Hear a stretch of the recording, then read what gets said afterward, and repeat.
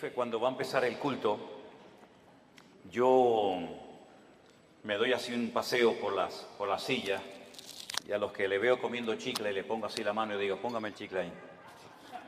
Ay, pastor, digo, póngame el chicle, yo no soy escrupuloso, a mí no me da asco nada en esta vida, póngalo ahí. Y entonces me llevo 7, 8 chicles y después le digo, yo los voy a dejar aquí, después si quieren se los entrego. Dice, no, le da asco, le da más asco a ellos que a mí. Si yo le contara lo que yo he comido, yo creo que alguna cabra vomitaría. Un día fuimos a un restaurante, creo que era nuestro aniversario. No teníamos nada, pero llega Elena toda contenta y me dice, me he encontrado en el suelo un billete de 20 euros. Le digo, mira, sí te invito esta noche al aniversario. Y fuimos y mientras estaba comiendo, encontré 2 cucarachas en el plato. Qué asco, ¿no? 2 cucarachas. Y entonces llamo ¿cómo llaman aquí? El camarero, el mozo, el mesero. Digo, venga un momentito, a nuestra alma no se le puede dar cualquier tipo de comida, porque el alma también se enferma. Y a veces hay gente en la iglesia que no levantan cabeza, ¿me explico? Gente que siempre están decaídos, están tristes, oras por ellos, escuchan los mensajes, pero que no terminan como de arrancar, yo digo, ¿no? Y es que a veces no se dan cuenta ni ellos que tienen el alma enferma. Y a veces dice, ¿por qué me viene a mí de repente esa tristeza cuando yo estaba bien la semana pasada? ¿O por qué me pasa a mí esta cosa o aquella otra? Y es que uno tiene que ir al manual, a la escritura, y pedirle al Señor olfato y discernimiento espiritual. Y el Señor te va a mostrar probablemente qué es lo que está pasando en tu vida. Que a lo mejor llevas años con esa enfermedad espiritual, esa enfermedad del alma, y tú ni siquiera te has dado cuenta. ¿Saben que un día el Señor Jesucristo entró a predicar a una sinagoga? Las sinagogas no son como así, como tenemos el culto nosotros, donde están todos juntos, ¿no? Las mujeres, los hombres, los niños, las niñas. No, las sinagogas nunca han sido así, ni en el pasado ni ahora. Las sinagogas son para la reunión principal para los hombres, solamente los varones. Y los niños que han hecho bar mitzvah, que han hecho una ceremonia que pasan de niño a hombre, a partir de los 12 años y están con sus papás. Y las mamás y las niñas, ¿dónde están? Aparte, o en el balcón arriba, detrás de una pared, detrás de unas cortinas. Hoy en el culto lo pueden ver, pero no pueden estar juntos, hombres y mujeres. Aunque fueran marido y mujer, no pueden estar juntos. Ellas pueden ver al que predica, ellas pueden ver hacia afuera, pero los que están hacia afuera no las pueden ver a ellas. Porque están como detrás de unas cortinas, ¿verdad? Detrás de unas celosías y no las pueden ver. Pero dice la Biblia que un día el Señor Jesucristo llegó a una sinagoga y dice que en medio del mensaje se para, lo interrumpe porque dice que vio a una mujer encorvada desde hacía 18 años. Repito, de adentro hacia afuera se podía ver, pero del púlpito, de la plataforma, allá nadie podía ver a las mujeres. Pero él la vio. Porque lo que el hombre no ve, Dios lo sabe y lo conoce perfectamente. Y da igual dónde te escondas, da igual dónde vivas, da igual dónde estés, el Señor sabe dónde estás y cómo estás. Hizo algo que rompió todas las estructuras religiosas de cualquier sinagoga del mundo. Le dice a la mujer, ven, y la pone delante de todos los hombres. Y seguramente habrán dicho, ¿qué está haciendo este hombre? Esto es un pecado, esto es una falta de respeto, esto es una falta de reverencia. ¿Qué está haciendo este hombre? Poner en medio de nosotros a una mujer. Y dice la Biblia que esta mujer no se podía enderezar. Estaba totalmente curvada su columna vertebral. Y dice que llevaba en esa condición lamentable 18 años de su vida. No se perdió un culto, no se perdió una reunión en 18 años, pero siempre estaba igual o peor. Y esa historia solamente está en el Evangelio de Lucas. Marcos no habló de ella, ni Mateo, ni Juan, pero Lucas sí. Y Lucas dice la Biblia que era médico.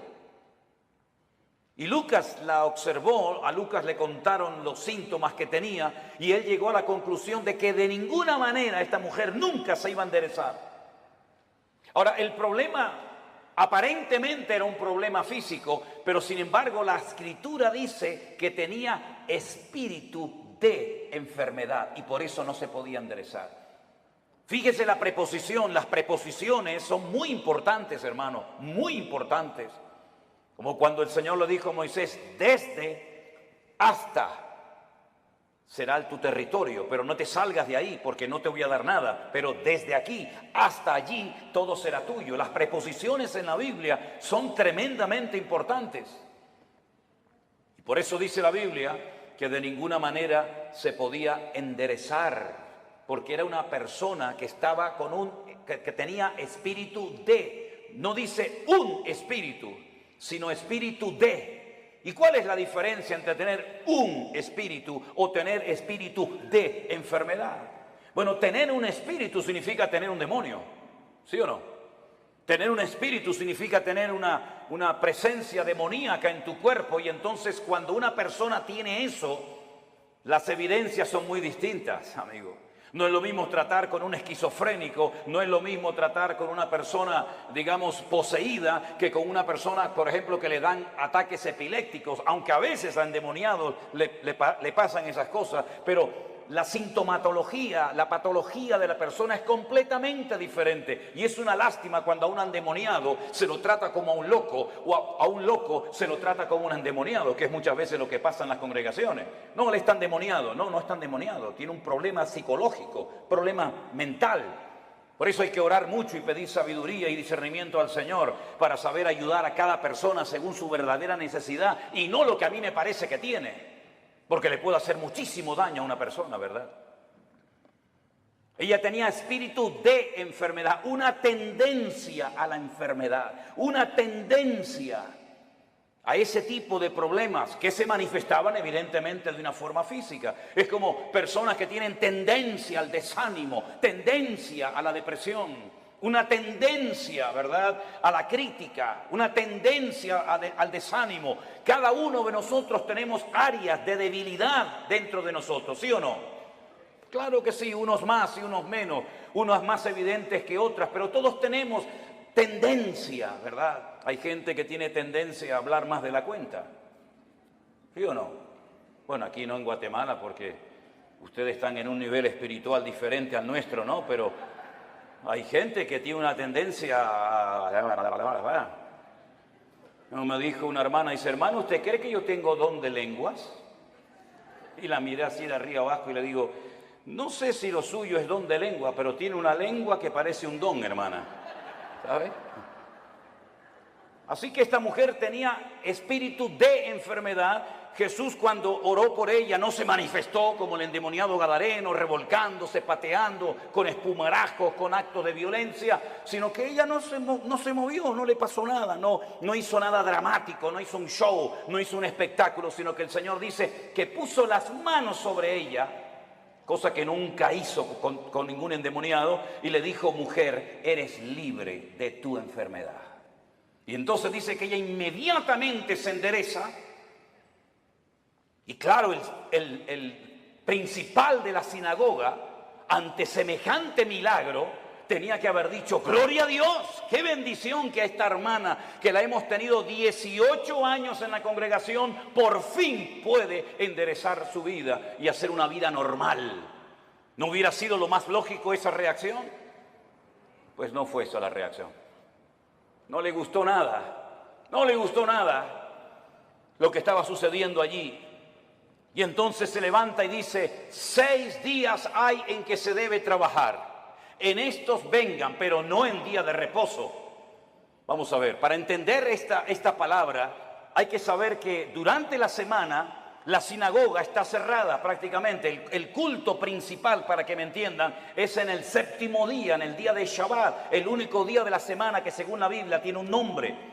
Los nombres de la semana en la Biblia no son lunes, que es el culto a la luna, el martes al Marte, el miércoles a Mercurio, el jueves a Júpiter, el viernes a Venus, el sábado a Saturno y el Sunday o domingo al Sol. En la Biblia los nombres de la semana no tienen nombres, tienen números: día primero, día segundo, día tercero, día cuarto, día quinto, día sexto, Shabbat. El único día que tiene nombre es el séptimo, porque el domingo es el primer día de la semana. Luego, cuando la gente va a la sinagoga es en el día de reposo, y él lo que está diciendo: venid durante la semana, pero no en día de reposo. Entonces, si en día de reposo no me dejas venir y durante la semana está cerrada, ¿qué es lo que está diciendo este hombre? No me vengan a molestar ni a cambiar mis estructuras religiosas en la iglesia o en la sinagoga, porque no lo voy a permitir. Ante semejante explicación, el Señor Jesucristo se levanta y le dice en el culto, en la reunión: hipócrita. Oye, qué culto tan interesante fue ese, ¿eh? Una mujer que sale detrás de una cortina, que se endereza, el otro que no sé qué, el otro que... Fue un culto muy interesante ese día, ¿eh? Cómo me hubiera gustado estar a mí allí, ¿no? Cuando el Señor se le queda mirando a este y le dice hipócrita, yo le hubiera dicho: dale, Señor, dale más. Hipócrita. ¿No se levantan ustedes en día de reposo, que según ustedes no se puede hacer esto, ni aquello, ni aquí, ni para allá, y desatan su buey del pesebre y lo llevan a beber y luego lo traen otra vez? Y a esta hija de Abraham, que Satanás la tenía atada, la tenía ahí oprimida, no se le debía de desatar en el día de reposo. No dijo liberar, dijo desatar, que es diferente. ¿Cómo es posible que hayas tenido en tu congregación 18 años a una mujer en esta condición y no has movido ni un dedo? Y vengo yo y hace un milagro el Señor a través de su vida y su ministerio, y te enfadas y te enojas por lo que ha sucedido. ¿Saben que hay personas que no quieren que Dios les sorprenda? Hay gente que no quiere cambiar, hay gente que está cómoda, hay gente que está muy cómoda, muy apoltronada con su rutina religiosa, pero el Señor ha venido para romper estructura. El Señor ha venido a su casa a hacer lo que quiere, porque al fin y al cabo la iglesia no es suya ni mía. La iglesia es la casa de Dios y Él es la cabeza, yo soy el cuerpo. ¿Te vas a dejar sorprender por el Señor o ya lo sabes todo? Esto no se puede hacer, esto sí se puede hacer, ahora de pie, ahora sentado. Pero ¿quién eres tú, el dueño de la iglesia? ¿Qué te has creído que eres tú en la iglesia? El que abres y cierras la bendición de Dios. El dueño de la iglesia no es el pastor, no es los ancianos, no son los diáconos, no es la mesa directiva. El dueño de la iglesia es Cristo, y si no es Cristo tienes un grave problema, porque te has convertido en propietario de algo que no te corresponde. En vez de un administrador, en un siervo, que para lo que está es para servir y no para servirse de, como muchos hoy en día, que en vez de servir a la gente lo que hacen es que se sirven de la gente y todo gira en torno a ellos, y se enfadan cuando no le dice a la gente: sí, pastor, sí, mi hermano, sí, el ungido, como si los demás no fueran ungidos igual que el pastor. ¿O usted no es ungido? ¿Usted no tiene el mismo espíritu que tengo yo en esta tarde? ¿Usted no lee la misma Biblia que yo? ¿Usted no va al mismo cielo que yo? Entonces, ¿por qué hacemos esas diferencias? No toque al ungido, no moleste al ungido. El ungido, ¿y usted qué es? Si usted no tiene la unción que yo tengo, entonces usted tiene un grave problema. Si el Espíritu Santo que mora en mi vida no mora en la suya, entonces usted no es cristiano, porque hay un solo Espíritu, hay un solo cuerpo, hay un solo bautismo, hay un solo Dios y hay un solo cielo para todos y cada uno de nosotros. Y eso es lo que dice la palabra del Señor, mi querido hermano. Y no hay esas diferencias. Una cosa es el respeto y otra cosa es el servilismo. Hay gente que en vez de ser siervos son como esclavos del hombre, esclavos de la doctrina, esclavos de la denominación, esclavos del ministerio. No, usted no tiene que ser esclavo de nadie, usted tiene que ser siervo de Jesucristo. Ahora dice la palabra de Dios que esta mujer se enderezó, cosa que no podía hacer antes, porque la presencia del Señor llegó a ese lugar. Y donde está el Señor tienen que haber cambios. Lo que no puede ser es que una vida, una familia, una iglesia llamada cristiana estén siempre igual. ¿Qué es lo que hace mucha gente cuando se les predica claramente la palabra y se sienten incómodos? Bueno, lo fácil es cambiarse de iglesia, ¿sí o no? Me voy de esta iglesia porque aquí no hay amor, me voy de esta iglesia porque no cuentan conmigo, me voy de esta iglesia porque el pastor no me ama, me voy y se van a otra y después te enteras que ya no están en esa, están en otra y en otra y en otra. Es que muchas veces el problema lo queremos resolver cambiando de lugar en vez de permitiéndole al Señor que nos cambie el corazón y nos cambie nuestro carácter y nos cambie nuestra vida. Y muchas veces creemos que ya hemos llegado a un cierto nivel espiritual en el que ya no necesitamos cambios. Y la pregunta es, ¿cuántos de los que están aquí presentes quieren cambiar y quieren honrar y quieren glorificar al Señor? Levante su mano. Pues entonces, como Dios lo va a hacer a través de pruebas. Hoy se habló aquí de pruebas. ¿Saben? Dios no tiene que pedirle permiso a usted ni a mí para probarnos. Para nada. Y las pruebas por las que pasaremos a lo largo de nuestra vida, que pasaremos sí o sí, son proporcionales a nuestro nivel de fe y de madurez. Lo cual quiere decir que Dios nunca jamás va a mandar una prueba a usted por equivocación, por error. Ay, esta prueba era para Juan y se la estoy mandando a Antonio. Esta prueba era para la hermana María y me equivoqué y se la mandé a la hermana Juana. No, para nada. Las pruebas están preparadas desde la eternidad para cada uno de nosotros. Y Él nunca nos va a mandar algo que no vamos a poder soportar y llevar. Y en el caso de que nos mandara algo que humanamente hablando decimos yo no aguanto, yo no puedo con esto, no te preocupes que el Señor te va a capacitar y te va a ayudar para que tú pases por la prueba con gozo y con la bendición de Dios. Yo siempre he dicho que si las pruebas que el Señor le mandó a Abraham se las hubiera pedido o se las hubiera mandado a David, no las hubiera podido soportar. Porque como dije esta mañana, David ganó muchas batallas fuera del hogar, pero dentro perdió muchas. Sin embargo, cuando el Señor le pide a Abraham que sacrifique a su hijo, él no le dijo al Señor, ¿y por qué? Yo tengo dos, si quieres te sacrifico al primero, a Ismael. No, quiero que sacrifiques a tu único hijo, al que amas. Y le dice a Isaac. Abraham en aquel momento vivía en el sur de Israel, en una ciudad llamada Beersheba. La palabra Beer en hebreo es pozo, Sheba es 7. Beersheba, la ciudad de los 7 pozos. Él vivía en el sur de Israel. Beersheba en la actualidad es la capital del Negev, del desierto del Negev, del sur de Israel. Y el Señor le habla y le dice, ve al monte Moriah a sacrificarme a tu hijo. El monte Moriah está en Jerusalén. Es el monte donde tiempo más tarde se construiría el templo de Salomón. Él viajó, dice la Biblia, 3 días desde el sur de Israel hasta el monte Moriah. Y cuando llegan cerca del monte Moriah y lo ve de lejos, llevaba a algunos criados y él les dice a sus siervos, esperen aquí que nosotros iremos allí, adoraremos y volveremos. Fíjense qué interesante la palabra de Abraham, iremos, adoraremos y volveremos. ¿Cómo que volveremos si Dios te ha dicho que van 2 y vuelve 1? Subiréis 2 al monte Moriah, pero a uno lo tienes que sacrificar y matarlo allí, y el que volverá serás tú solo. Pero no dijo eso Abraham, dice iremos y volveremos. No fue hasta el ministerio del apóstol Pablo, cientos, miles de años después de este acontecimiento, de la aquedá, como se llama en hebreo, de la atadura, que inspirado por el Espíritu Santo, el autor de la carta a los hebreos y también Pablo dijo que tenía este hombre tanta fe y tanta confianza en el Señor que si sacrificaba a su hijo, el Señor se lo podía levantar de entre los muertos.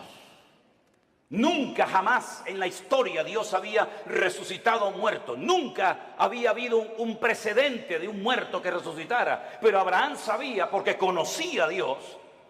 Y eso es muy importante, que tú conozcas la esencia de Dios para que sepas si esto viene de Dios o esto viene del diablo o sabe Dios de dónde viene esta prueba. Él sabía que si mataba a su hijo, Dios se lo podía levantar de entre los muertos. Cosa que metafórica o simbólicamente sucedió. Ahora, muchos se han imaginado toda la vida que Isaac era como un niñito pequeño, que si no quiere ir lo empujo y lo llevo a la fuerza. No se equivoque, no es así. Yo he visto en algunas iglesias y he visto en las escuelas dominicales que presentan a un niño de 7, 8, 9, 10 años, que el papá lo sube encima de un altar, lo amarra, saca el cuchillo y lo va a matar. Es que no es así lo que cuenta la Biblia. Si usted saca cuentas, y podríamos ir por los textos para demostrarle lo que le digo, Isaac tenía en ese momento 40 años. 40 años tenía el hijo de Abraham. Y por eso dice que iban ambos juntos, porque Isaac no era tonto. Isaac sabía perfectamente que un sacrificio necesita de una víctima, de un animal, cordero, cabra, oveja, buey o lo que sea. Y por eso él le dice al padre: Padre, veo que llevas el fuego, porque no era la primera vez que subía a un monte a sacrificar algo, a hacer un holocausto. Veo que llevas la leña, veo que llevas todo, pero falta lo principal, falta la víctima, falta el animal. Y el padre le dice: el Señor proveerá, hijo. El Señor proveerá. ¿Tú sabes que el Señor proveerá lo que necesitas? ¿Lo sabes? Abraham sabía que Dios iba a proveer lo que fuera, pero lo iba a proveer. Los dos caminaron lentamente hacia el monte Moriah. Isaac se somete a la voluntad del Padre, porque entiende que la víctima en ese caso, en ese día, va a ser él. Se deja amarrar, se pone encima del holocausto, porque la palabra que aparece en el texto original en hebreo no es que lo matara, sino que lo matara y lo quemara. Lo matara y lo quemara. Imagínate la prueba tremenda. E Isaac se somete y está dispuesto a ser una víctima inocente, porque el Dios de su padre le ha dicho que así se tienen que hacer las cosas. Ahora, Abraham venía de una tierra donde sacrificar a hijos, sacrificar a niños, sacrificar a vírgenes, sacrificar a personas era lo más normal del mundo. Pero él sabía que el Dios de su padre no era un Dios que pedía víctimas inocentes de seres humanos. Pero aunque no entendía nada, se sujeta al plan y a la voluntad de Dios. Hermanos, nosotros no hemos sido llamados para entender todo lo que Dios nos va a pedir y todo lo que Dios va a hacer en nuestra vida. Gracias a Dios no tenemos esa obligación de entender las cosas, pero sí tenemos la obligación y el deber de obedecer a Dios, aunque no entienda la voluntad y la voz de Dios para mi vida. Isaac no dijo: ¿y por qué yo? ¿Y por qué no Ismael? ¿Y por qué esto? ¿Y por qué aquello? Sino se sujetó. Silencio absoluto. ¿Oyen ustedes a Isaac hablando con su padre? ¿Oyen ustedes a Isaac quejándose contra Dios? En absoluto. Porque Isaac en ese momento, aunque él no era consciente, es un tipo de Cristo, sometiéndose a la voluntad del Padre eterno, entregando su vida por todos y cada uno de nosotros. Y en el momento en el que Abraham va a sacrificar a su hijo, dice que se oyó una voz del cielo diciendo: alto, Abraham, no lo hagas. La prueba no se produjo porque Dios quería comprobar la obediencia de Abraham. Es que Dios no te prueba a ti, mi hermano, ni a ti, mi hermana, para saber cómo vas a reaccionar. Es que Dios no necesita probarte para saber cómo eres. Es que Dios no necesita pasarte por una prueba económica, física, espiritual o de la índole que sea para comprobar si eres obediente o eres un rebelde, si eres una persona espiritual o eres un cabezón. Dios no necesita probarte para sacar conclusiones. Ya Dios te conoce desde el vientre de tu madre. Las pruebas son para que tú descubras cómo eres tú realmente delante de Dios. Es un test, es un examen, es una prueba que Dios te pasa a ti para que sepas si verdaderamente amas a Dios o no lo amas. Para que te des cuenta si eres tan obediente como dices o aparentas ser. Las pruebas no son para demostrarle a Dios nada, son para demostrarte a ti mismo el tipo de creyente que tú eres. No el que te gustaría ser, sino el que realmente eres en ese momento. Y en esa prueba sale tu verdadero yo. Sale lo mejor de ti o puede salir lo peor de ti. Es en la prueba donde se ve realmente si se puede contar contigo. Todo eres bla, bla, bla, bla, bla, planes, proyectos, ideas, pero a la hora de verdad no vales para nada. Es en la prueba donde se demuestra si tú verdaderamente tienes paciencia y tienes temor de Dios y respetas al Señor y estás dispuesto a sacrificarte. Las pruebas, repito, no son para demostrarle a Dios nada. Las pruebas son para que tú te des cuenta el tipo de madurez, tus debilidades, tus carencias o tus puntos fuertes. Y es interesante notar que no fue necesario que Abraham sacrificara a Isaac, porque quedó bien claro para todo el mundo allí presente y para las futuras generaciones que Abraham era un hombre que amaba a Dios. Fíjense qué interesante que Abraham nunca leyó la Biblia. Abraham nunca leyó los Proverbios. Abraham nunca supo nada del Apocalipsis. Abraham nunca tuvo un pastor. Abraham nunca habló lenguas. Abraham nunca, jamás asistió a ninguna congregación. Pero entonces, ¿cómo tenía tanto conocimiento de Dios sin pastor, sin iglesia, sin escuela bíblica, sin iglesia virtual, sin nada? ¿Cómo llegó a conocer tanto ese hombre a Dios? Porque Abraham se terminó dando a conocer como el amigo de Dios. ¿Y por qué fue amigo de Dios? Porque Jesús tiempo más tarde dijo: ¿queréis ser mis amigos? Pues haced todo lo que yo os mando. Esos son los amigos verdaderos de Dios. Aquellos hombres y mujeres que, aunque no entienden lo que está pasando, ni cuánto va a durar la prueba, son capaces de someterse a la voluntad de Dios, sin entenderlo todo, pero que conocen a Dios por la comunión y por la relación que tienen con Él. ¿Cuántos dicen amén? Lo mismo le pasó a José. José nunca fue a ninguna iglesia. José nunca tuvo un pastor que le instruyera, que le ayudara, que le aconsejara. José nunca leyó la Biblia, pero cuando llegó el momento de la prueba más grande de su vida, él salió corriendo, porque él dice: ¿cómo voy yo a pecar contra mi Dios haciendo semejante cosa? ¿Cómo él sabía si no estaban los 10 mandamientos escritos? No estaba ni una palabra, ni una coma, ni una tilde de la Biblia escrita. ¿Cómo él sabía que eso no le agradaba a su Dios? Porque el que conoce a Dios sabe lo que a Dios le agrada y lo que Dios abomina. ¿Por qué hay tanta gente en las iglesias hoy en día que están todo el santo día pidiendo confirmación?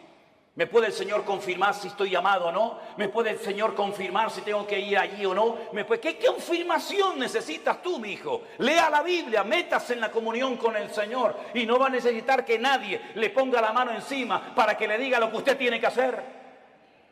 Esa dependencia enfermiza de la oveja, del pastor, como si el pastor fuera su papá, como si el pastor le tiene que decir: vaya al baño ahora.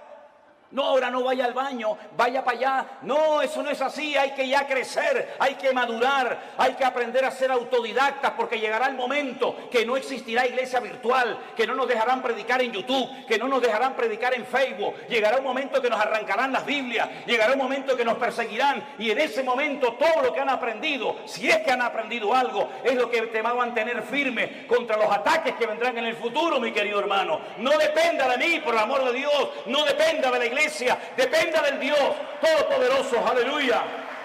Y si no lo aprende, dudo que aguantes la prueba, porque la prueba solamente la aguantan los que aman a Dios.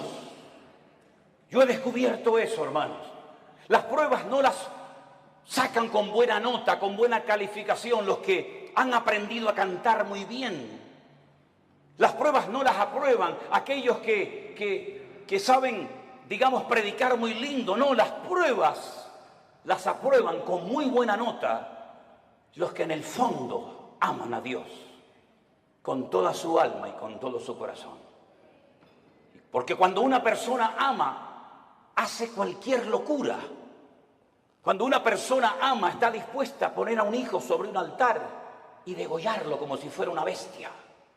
Cuando una persona ama, es capaz de oír de los labios de Cristo: vas a morir crucificado como yo. Y Pedro dice: tú sabes que yo te amo, Señor.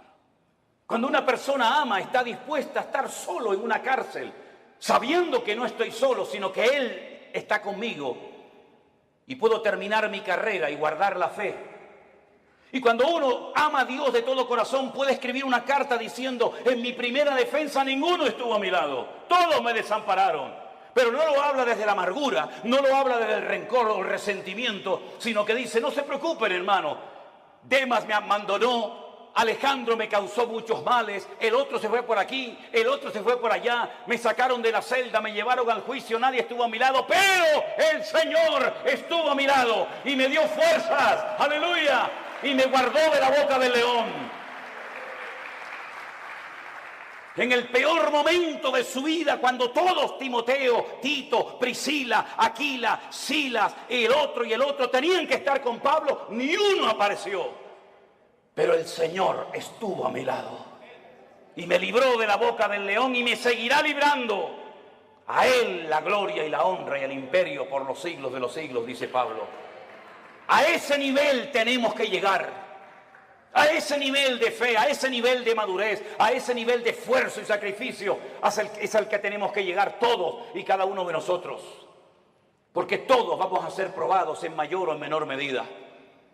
Y dice la Biblia que los que son fieles y aman al Señor, Dios nos guardará de la hora de prueba que ha de venir sobre todas las naciones de la tierra. Hace años atrás la gente de Europa venía a América, cuando el continente europeo quedó totalmente arrasado por la Segunda Guerra Mundial. Alemania quedó destrozada completamente, Italia quedó destrozada, toda Europa plagada de muertos, edificios derrumbados, familias destruidas, 6 millones de judíos asesinados en los campos de exterminio nazi. No había esperanza, no había trabajo, no había comida, no había nada. La gente cogía barcos y se iban a Argentina, se iban a Cuba, se iban a Venezuela, como mis antepasados se fueron en barcos de vela a Cuba, Argentina, a Venezuela, porque eran países que ofrecían una esperanza a millones de personas que lo habían perdido todo, padre, madre, salud, casa, de todo. Pero ya eso pasó a la historia, mis queridos hermanos. Y más ahora que hemos conocido y hemos descubierto la perla de gran precio, que es nuestro Señor Jesucristo. Yo no necesito ir a los Estados Unidos para ser bendecido. Yo no necesito irme a países árabes o a Dubái, porque allá hay mucho trabajo. ¿Es que acaso el Dios de Guatemala o el Dios de Nicaragua o el Dios de Haití o el Dios de Cuba o el Dios de Japón es más pequeñito que el Dios de allá? ¿No ha dicho el Señor, yo estaré contigo todos los días hasta el fin del mundo? ¿No nos ha demostrado el Señor que eres el dueño de la plata y del oro? Que no es mi esfuerzo personal, sino es la misericordia y la grandeza de Dios lo que a mí me permite hoy comer, vivir, respirar y tener victoria en mi vida.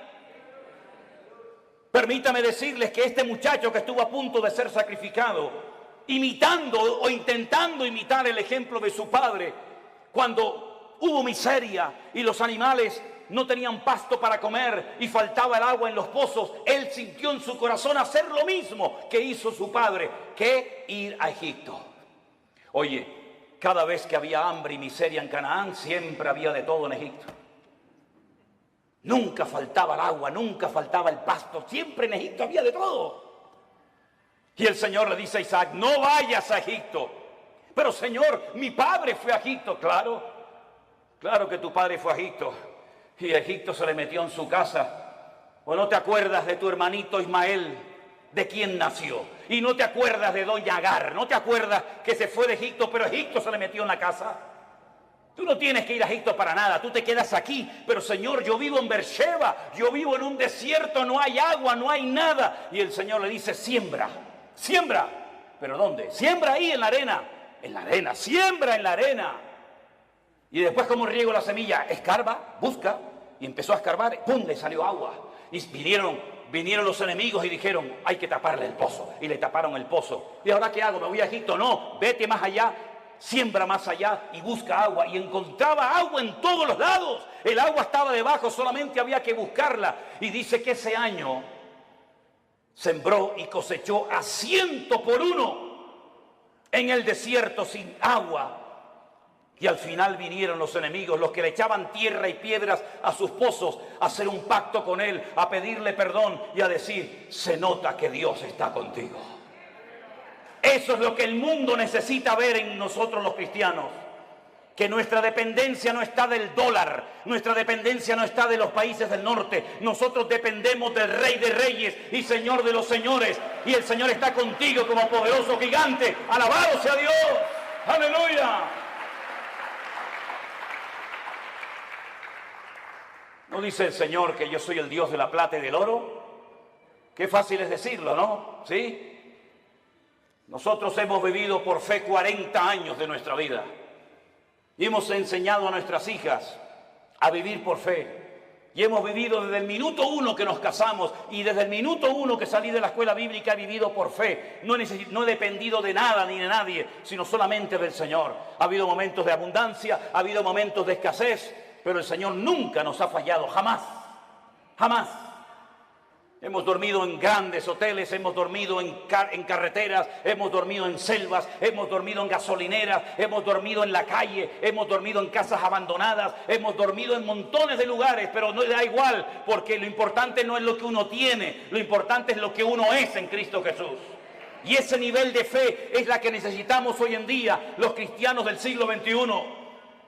Yo decía esta mañana, y se lo recuerdo, que a veces el mundo se ha metido de tal manera en nuestras vidas que parece que si no tenemos el último zapato, la última camisa, el último teléfono, la última computadora, como que nos entra la depresión. Y yo pregunto, ¿qué tenía Pablo? ¿Qué tenía Pedro? ¿Qué tenía Santiago? ¿Qué tenían nuestros hermanos en la Segunda Guerra Mundial? No tenían nada, pero cuanto menos tienes es cuanto más el Señor está contigo. Y esa es la vida que el Señor quiere que vivamos. Por eso yo siempre he predicado y lo digo. Hermanos, la Biblia que predicamos es la misma. El Espíritu Santo es la misma. El Salvador es el mismo. El poder de Dios es el mismo, pero la iglesia no es la misma.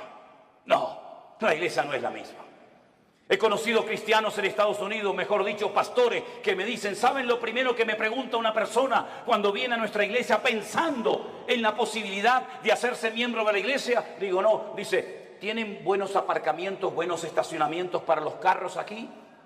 Sí. ¿Tienen aire acondicionado las clases de los niños? Sí. ¿Las butacas de la iglesia son de madera o son así mulliritas? Y cuando pasan la lista y tienen todo lo que sus necesidades demandan, ¿se hacen o no miembros de esa iglesia?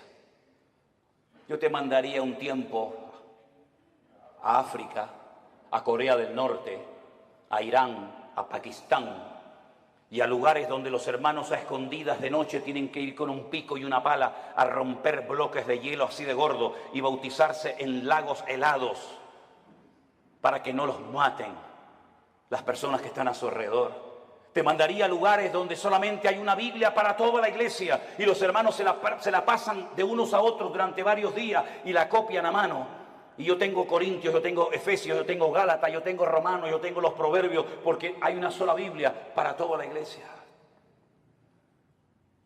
Cuando estábamos en Kenia y nos enfermábamos y lo primero que pensamos era en ir al médico, los de allí nos decían, no, no hace falta. ¿Cómo que no? Dice, no, vamos a orar, vamos a orar. Porque sabían que tal vez no tenían dinero para medicinas, pero tenían a su alcance el poder de Dios. Nos hemos hecho tan burgueses espiritualmente hablando que si se retrasa la comida 10 minutos ya nos ponemos nerviosos. Nos ponemos tan nerviosos cuando faltan determinadas cosas y después algunos me dicen, no, yo quiero servir al Señor. Me vino uno una vez a la iglesia y me dice, yo quiero servir al Señor. Y estaba de pie y yo estaba poniendo la moqueta en la iglesia con un señor ya muy mayor. Y le digo, ¿y por qué no te agachas y me ayudas a poner la moqueta de la iglesia? Y me dice, es que yo soy cantante, yo soy músico. Digo, tú eres un idiota. ¿Cómo que cantante y músico? ¿Los cantantes y los músicos no trabajan? La Biblia dice que el que no quiere trabajar, que no coma, es decir, que se muera de hambre. Eso dice la Biblia, ¿eh? No quiere trabajar, no coma. Y el que no come ya sabe lo que le pasa. ¿No trabajaba el Señor? Dice, yo trabajo y hago la obra del que me envió. En otras palabras, mis queridos hermanos, la iglesia tiene que despertar y darnos cuenta de que si la iglesia sigue viviendo como ha vivido en estos últimos 30, 40, 50 años, por eso la iglesia entró en una decadencia, por eso el mundo se metió en la iglesia, por eso la gente ha salido herida, por eso la gente ha comido veneno y comida caducada en las congregaciones. ¿Por qué? Porque nos hemos agarrado a cosas y hemos convertido la iglesia en el campo, cuando la Biblia dice que el campo es el mundo, no la iglesia. Y por eso para algunos la iglesia virtual era una locura, porque necesitan el púlpito, necesitan la banca, necesitan tocar. Y el Señor nos ha enseñado que sin púlpito, sin banca, sin nada, el Señor ha alimentado y bendecido a su pueblo en todas las naciones de la tierra. Por eso yo les animo a todos y a cada uno de ustedes que no olviden todo lo que hemos aprendido desde marzo del 2020 hasta el día de hoy. Que no tengamos una amnesia, sino que recordemos todo lo que el Señor nos ha venido enseñando y mostrando día a día. Estos testimonios de gente cambiada, estos testimonios de gente sanada, testimonios de familias restauradas, todo esto lo ha hecho el Señor sin necesidad de que una persona sea la estrella y el protagonista. La obra la ha hecho el Señor nuestro Dios, al cual le damos a Él siempre toda la gloria y toda la honra. Aleluya. Así que, mi querido hermano, Dios sí que nos guardará de las pruebas, claro que sí, pero nuestro nivel de madurez tiene que ser elevado. Me sorprendió mucho cuando fuimos a la cárcel el otro día, los pastores, sí, pastores que están allí también cumpliendo condena, privados de libertad, pero saben que ese es el momento y el lugar donde tienen que estar atendiendo y ministrando a otras personas. Cada uno de nosotros tenemos un lugar en el cuerpo de Cristo. Yo sé cuál es el mío y cuál no es el mío. Pero yo quiero que usted cierre sus ojos en esta tarde y a partir de hoy se proponga seriamente decirle al Señor cuál es mi sitio y cuál no es mi sitio. ¿Qué tengo que hacer y qué no tengo que hacer? ¿Qué tengo y qué no tengo?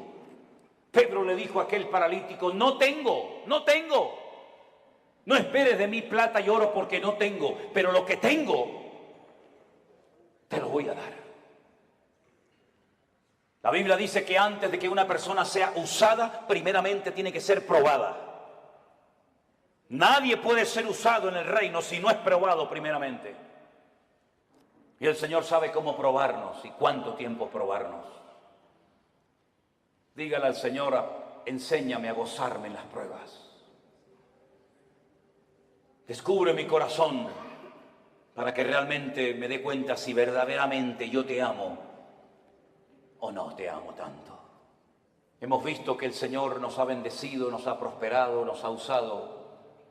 Pero todavía queda mucho camino por recorrer, hermanos. Muchas almas, muchos países que visitar, muchos lugares donde ir.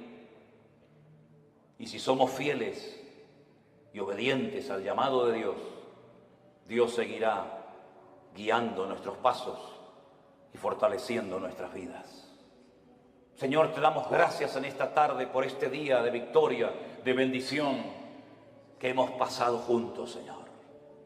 Gracias por los hermanos que se han bautizado. Gracias por los testimonios que hemos oído. Gracias por el tiempo que hemos podido pasar juntos en armonía.